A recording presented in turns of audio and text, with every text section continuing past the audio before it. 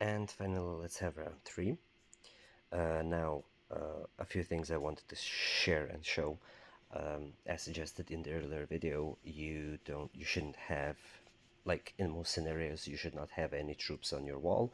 There is a strategy of keeping your first march inside and then have people suicide into you, but more often than not, you will find stronger enemies that will manage to burn you regardless. Now, how to duel effectively? One of the things you should try and pay attention to is if you could teleport, like for instance here, you might find pockets like this. This gives you an advantage because the marching time towards you will be longer if the enemy cannot teleport right beside you. Think about that. Second thing, if you do send your main march outside, like for instance, if I were to teleport, I don't know, here, I'll attack nearby enemies, and if I don't have anyone to hit here, I could potentially send them to a farmland here and start attacking enemies here. The good thing is, if you send to a farmland, the enemy won't know you're coming. The bad thing is you're leaving yourself quite exposed, so if someone does come around, you won't even have the option of using your main march to defend yourself. That's one.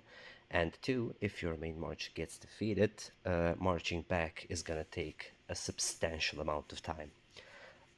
While dueling, if you're ever threatened and if you know you'll get burned, my suggestion is go to the Warzone page and use the teleporter, or go to the VS page and use that teleporter, depending on which one is available. The reason why I suggest that is any of those two teleporters will instantly recall all of your marches. You can use it. Unlike the advanced teleporter here, you can only use this one when all of your marchers are back inside your base.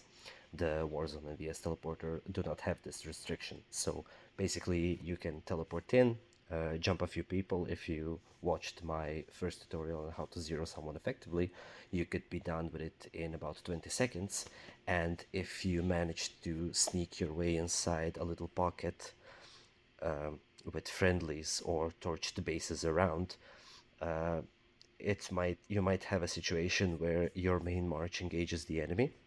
You basically zero that enemy, and you can teleport out without him or his friends even having time to respond, because by the time their marches arrive to your base, you'll already be out of it.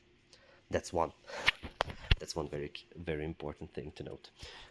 The second thing is often you will have, like, I don't know, some people will teleport right around here, or some people will stay on the edge, and after a certain point in time you will see them drop shields and start attacking people inside.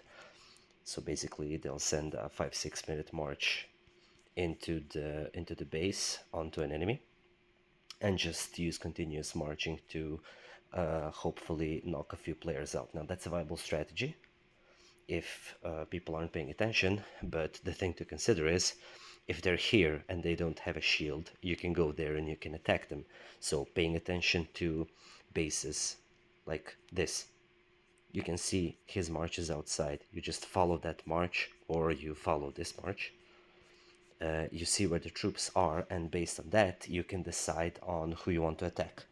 Like if you have a stronger player, a player that's stronger than you, and he sends out all 3 or 4 of his marches, that means there's no one left to defend on the wall, and you can casually teleport behind them and just send your marches and zero them like that. So pick and choose your fights, especially against stronger people.